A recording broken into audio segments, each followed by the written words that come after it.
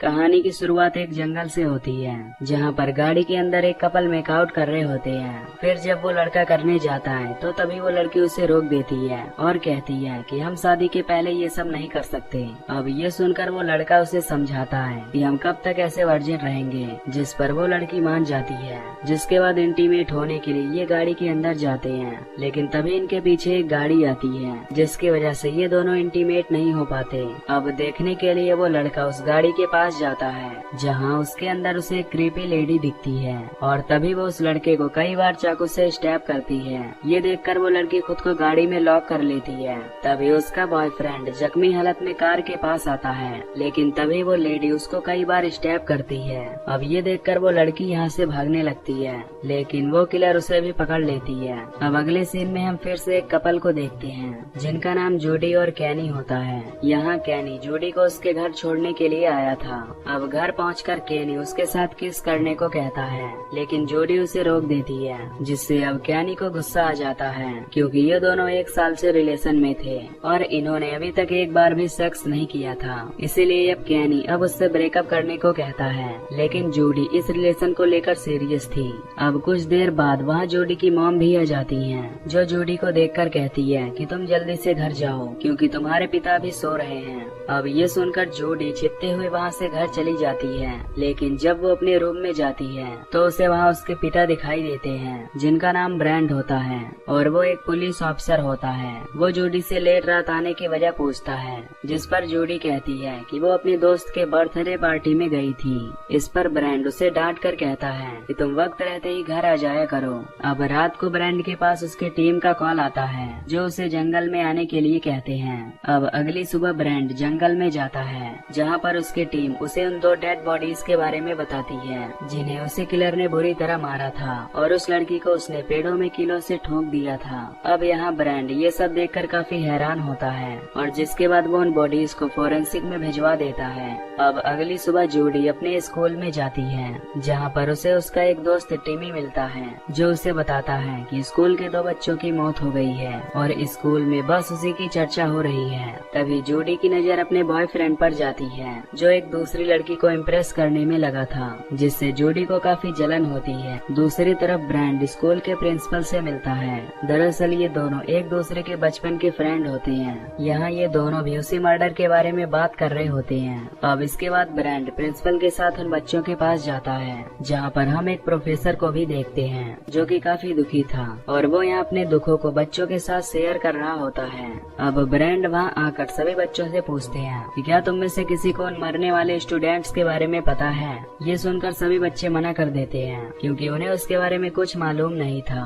अब अगले सीन में हमें वही किलर दिखाई जाती है, जो अपने अगले शिकार के लिए हथियार को धार दे रही थी। इसके बाद वो लेडी एक स्टूडेंट के घर जाती है और वहाँ पहुंचकर उसके दरवाजे को खटखटाने लगती है। अब आवाज सुनकर वो लड़की दरवाजे के पास आती है और उससे उसका नाम पूछती है, जिस पर वो किलर अपना नाम लॉरली बताती है। अब ये सुनकर वो लड़की डोर खोल देती है, जिसके बाद वो लेडी उस पर कई बार स्टैब करके उसे मार देती है। अब कुछ देर बाद उस लड़की के पेरेंट्स घर पर आते हैं, जहां वो अपनी बेटी की लाश को देखकर काफी घबरा जाते हैं और पुलिस के पास फोन लगाते हैं। अब तक वो किलर लेडी 3 लोगों को मार चुकी थी। खैर अब यहाँ पर ऑफिसर ब्रैंड आते हैं, जहाँ उन्हें पता चलता है कि वो किलर विक्टिम को मारने के बाद उनकी बॉडी पर वर्जिन लिख देता है और उस किलर ने पिछली बार जिस लड़की को मारा था वो भी वर्जिन ही थी। अब इससे हमें पता चलता है कि ये लेडी सिर्फ उन्हीं स्टूडेंट्स को मारती है जो कि प्योर वर्जिन होते हैं। अब इसके बाद ऑफिसर ब्रैंड अपने घर जाते हैं और जूडी से पूछते हैं कि क्या तुम अपने बॉयफ्रेंड के साथ इंटीमेट हुई हो।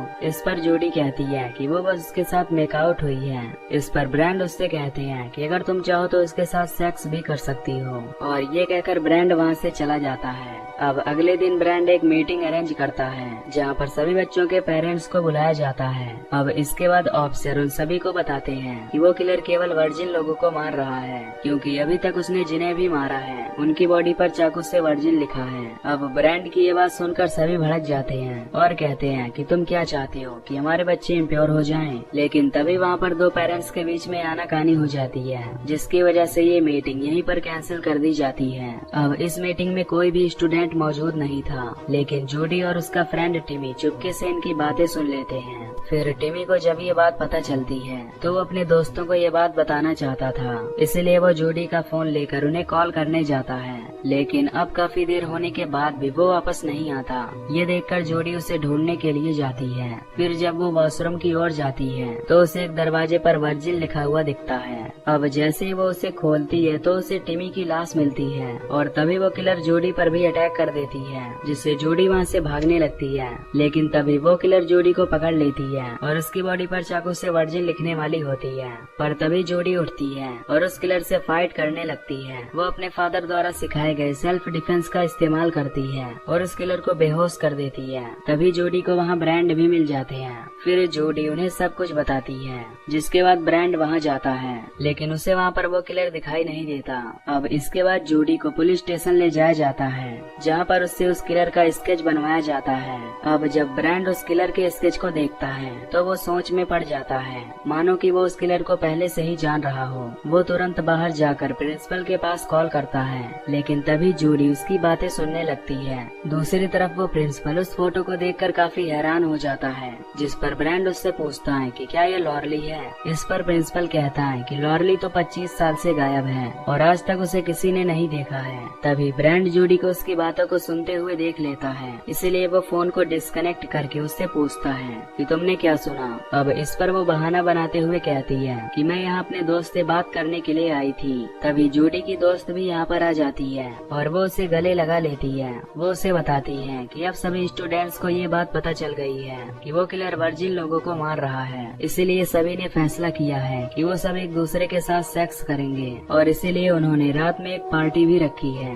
तभी जूडी की मॉम वहाँ पर आती है, जो उसे देखकर काफी परेशान थी और वो उसे घर ले जाना चाहती थी, पर जूडी उनसे कहती है कि वो शाम तक घर आ जाएगी। इसके बाद जूडी अब उस पार्टी में जाती है, जहाँ पर सभी लोग उससे बात करना चाहते थे, क्योंकि वो उस किलर से बच गई थी। तभी यहाँ कैनी जूडी के पास आता है और वो कहता है कि मैं अभी भी तुमसे बहुत प्यार करता हूँ और अगर तुम्हारी इच्छा हो तो हम इंटीमेट भी हो सकते हैं। ये सुनकर जूडी कहती है कि उसने अपने पेरेंट्स से प्रॉमिस किया है कि वो स्कूल के बाद सीधे घर जाएगी और फिर वो सोचेगी कि वो इंटीमेट होगी या नहीं। इधर प्रिंसिपल को जब इस पार्टी के बारे में पता चलता है तो वो काफी गुस्सा होता है। वो टीम में अनाउंस करता है कि कोई भी बच्चा इस पार्टी में नहीं जाएगा, लेकिन बच्चे कहाँ उसकी बात मानने वाले थे। फिर छुट्टी होने के बाद सभी काफी खुश होते हैं, क्योंकि आज उन्हें एंजॉय करने को मिलेगा। अब इसके बाद जूडी घर आती है और अब वो लॉरली के बारे में जानना चाहती थी, इसलिए वो अपनी मॉम से लॉरली के बारे में पूछती है। अब जिद करने पर उसकी मॉम बताती है कि आज से 25 साल पहले एक लेडी की कार जंगल में खराब हो गई थी और इसी बात का फायदा उठाकर स्कूल के 4 स्टूडेंट्स ने उसके साथ जबरदस्ती की और करने के बाद उन चारों ने उसे मरने के लिए वहीं छोड़ दिया। अब उन्होंने लॉरली के साथ ऐसा इसीलिए किया क्योंकि वो सभी नशे में थे। दरअसल लॉरली की अपनी कोई फैमिली भी नहीं थी और इसीलिए तब से लॉरली यहाँ से बहुत दूर चली गई और तब से उसका कुछ भी पता नहीं चला। ये सुनकर जूडी उनसे पूछती है कि वो चारों लड़के कौन थे। इस पर उसकी मॉम बताती है कि उनमें से 2 लड़के उसी दिन यहाँ से चले गए थे और बाकी के 2 में से एक तो तुम्हारे स्कूल के प्रिंसिपल थे और दूसरे खुद तुम्हारे पिता यानी ब्रांड हैं। अब ये सुनकर जूडी को अपने पिता के ऊपर काफी गुस्सा आता है। अब जूडी काफी अपसेट होती है, इसलिए वो सेक्स करने के लिए अपने बेस्ट फ्रेंड के पास जाती है, लेकिन तभी अचानक जूडी को कुछ होता है और वो वहाँ से चली जाती है। दूसरी तरफ अब ब्रांड को भी यकीन हो गया था ये सब लॉरली ही कर रही है, इसलिए वो लॉरली के घर पर जाता है। यहाँ लॉरली का घर टूटा और काफी टाइम से बंद पड़ा था, लेकिन यहाँ ब्रांड को कोई भी नहीं मिलता,